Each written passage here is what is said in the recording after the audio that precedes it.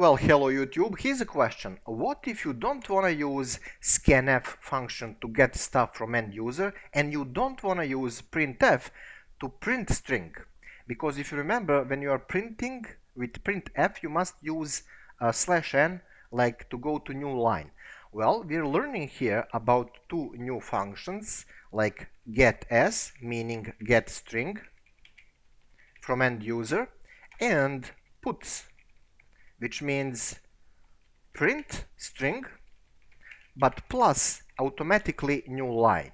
So this is just a comment, guys. Okay, so let's first create like a blank container for string, bunch of characters that will be data type. A name will be long string up till, I don't know, 100 characters, individual ones. And we need to inform user what is expected. Well, for that we can use printf with a little bit of explanation like enter string. And here the problem is because every time we need to go to new line, but we can use it. Okay, so this is just information. Now we are activating that getS.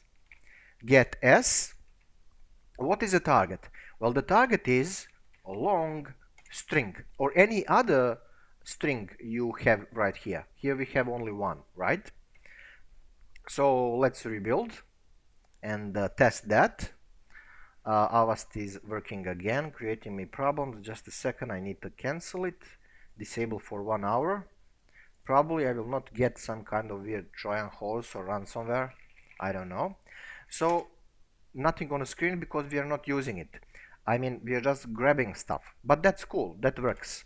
So getS is working. Okay, so let's print stuff on the screen. And again, with the printf, we have that problem of going to new line. But there are usage for this function, as you see. So you entered, and now we are activating puts. Puts will grab that thing, only one parameter we're gonna pass here, that previous thing, and it will just print it. A long string. And guys, that's it. This is so simple, so useful, right? And some gibberish because this is a long string, let's say, I don't know, 100 characters, and there you go, you entered that. There is no simpler than this. Very useful functions. And last time we were talking about how to grab one character from string and how to use it, how to get it, how to use it with getchar and putchar. So this is also something you need to know about gets and puts because you're going to see it on a lot of source code on internet, even in 2 decades old tutorials, because C is old. Right, so this is very simple tutorial, nothing special here.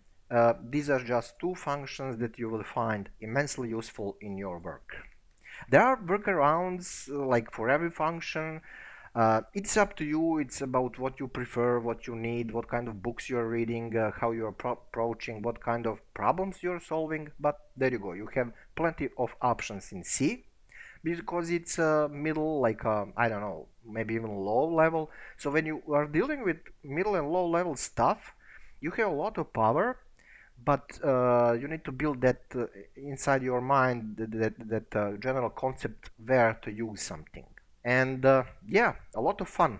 Okay, so enough chit chat. Thank you for watching as always, and see you next one. Ciao.